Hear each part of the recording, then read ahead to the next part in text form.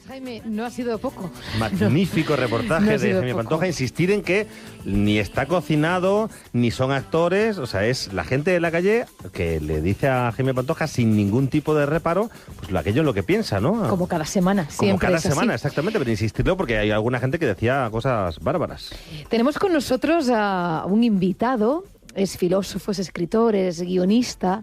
Es autor de un blog muy interesante, luego enlazamos en nuestra página de Facebook, El Sol sale por el oeste. Él ha puesto sus conocimientos sobre psicología social, sobre filosofía, sobre antropología cultural, al servicio de un manual con un lenguaje sencillo, divulgativo, un manual que pretende desvelar los mecanismos usados en la política para manipular, dice él, para direccionar el pensamiento de los ciudadanos. Está con nosotros Alonso Barán. Hola, Alonso.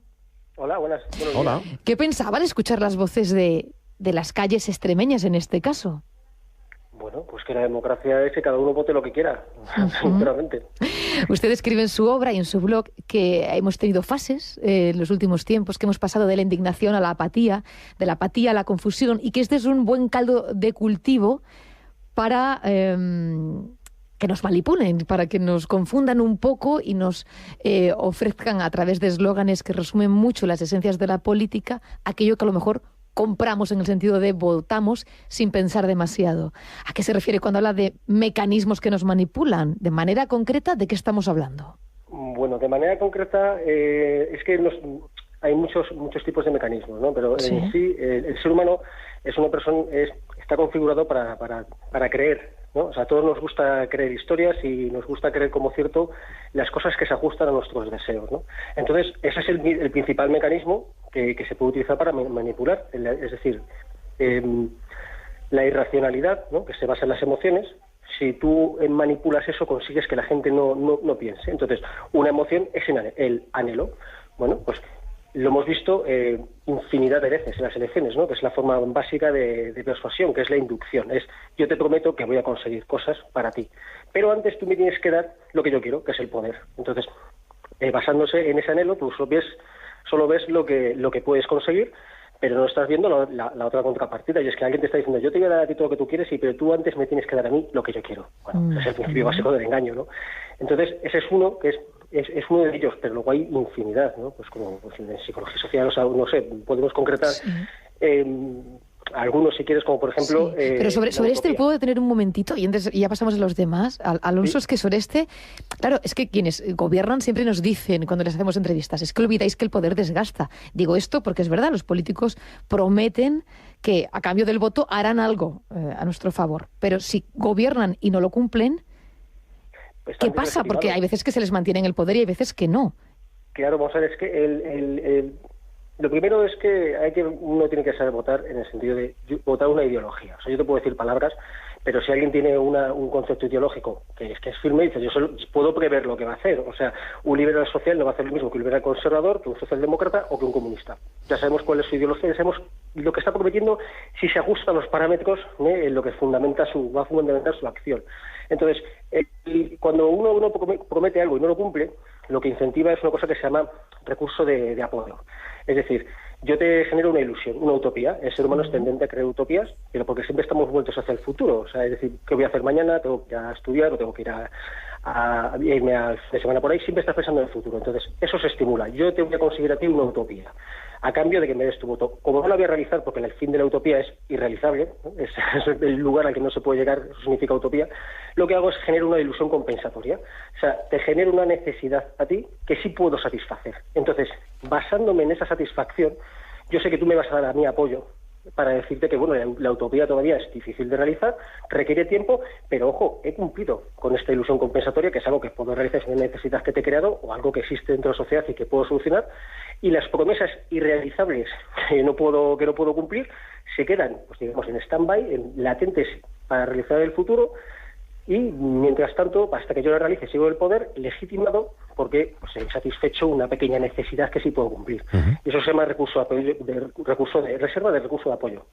Alonso, pero partimos de la base de que los políticos, su principal posición es querer manipularnos. O sea, no podemos pensar que realmente tratan de convencernos de que quieren lo mejor para nosotros porque realmente quieren lo mejor para nosotros. Yo sinceramente, no es que lo dude. Considero que si alguien quiere hacerse futbolista, no, si le gusta el fútbol, se hace futbolista. Si le gusta escribir, se hace escritor. Y si le gusta el poder, se hace político. Es decir, tienes que tener esa base de anhelar el poder. Entonces, que hay algunos que desde luego quieren hacerlo bien y se preocupan por nosotros. Sí, no dudo que haya unos cuantos. Pero yo creo que una vez que ya te metes en la dinámica de las élites, ¿no? Las élites gubernamentales, ocurre que tienes que jugar con determinados mecanismos para mantener tu posición. Entonces, el que alguien tenga un estatus, lo primero que quiere el ser humano es no perder su estatus. Nos pasa a todos, ¿de acuerdo? Yeah. O sea, tienes una casa, tienes un trabajo y no quieres perderlo. He llegado hasta aquí, sí. ¿Y qué es lo que quiero? Me voy a preocupar por los demás y tal. Y estás viendo que la competencia, ¿no? La competencia ideológica hace determinados mecanismos para manipular a la gente y eso consigue que mantenerse en el poder, pues tú juegas en el juego, ¿no? Entonces al final se convierte en un círculo vicioso del que tienen buenas intenciones también va a utilizar los mecanismos de manipulación para mantener su estatus, ni más ni menos. Habla de que el poco tiempo del que disponemos nos anula la capacidad de tener un pensamiento crítico y que incluso creamos temas tabúes, que incluso puede parecer antidemocrático querer mejorar la democracia. Digo esto porque no compara la política tanto con el deporte, sino con la religión, y lo lleva al terreno de los fanatismos. Me encantaría ya para cerrar y recibir a nuestro siguiente invitado, Alonso, que nos detuviéramos un momento en esta idea, porque me parece interesante y no sé si la estoy comprendiendo bien. Sí, bueno, Nietzsche constató la muerte de Dios, ¿no? O sea, Dios es una idea abstracta que consigue direccionar el pensamiento de una forma, pues, hasta paroxismo. O sea, la gente pues se hace monje o se hace fanático o se hacen cruzadas, ¿no? Por la idea de Dios. Bien, entonces, al morir Dios, constató que en nuestra sociedad ya la gente pues no es tan religiosa como antes. Ese vacío trascendental se puede llenar con cualquier idea. ¿Por qué? Porque el ser humano es un ser trascendente, o sea, tiende a la trascendencia. ¿Qué ocurre? Que yo lo que veo es que se ha llenado con la idea de democracia. Es lo mismo, es una idea abstracta que tiene sus rituales, como las elecciones, ¿no? O como los mítines políticos. Tiene sus mesías, gente que te llega y te dice, te voy a dar lo que tú quieres, ¿no? Que es lo que hacen los mesías religiosos. Tiene también su simbología. Por ejemplo, el cristianismo tiene la cruz y los partidos políticos tienen sus símbolos, ¿no?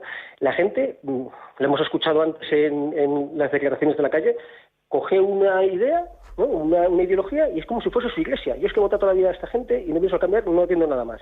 Esto nos lo decían, es verdad, en la encuesta. Sí. Claro, entonces lo que ocurre es que se fanatiza. ¿Por qué? Porque lo que tiene la religión es que tiene una base emocional. O sea, nosotros creemos en la religión porque tenemos una ansiedad de morir, de tener necesidad de que ocurran milagros para solucionar nuestra vida, y esa base emocional es la misma siempre, y por eso la idea de Dios, la democracia, puede sustituirse, puede llenar ese vacío trascendental. ¿Qué ocurre? Que la religión estimula las emociones, la culpa, el miedo, el anhelo de que la vida futura sea mejor, y la política, los demagogos políticos hacen exactamente lo mismo, estimulan las mismas emociones, entonces entras en una irracionalidad que te pueden convencer de cualquier cosa, y encima tú solo como lo sientes como verdadero, porque son tus emociones, es verdadero, aunque sea mentira, ¿no?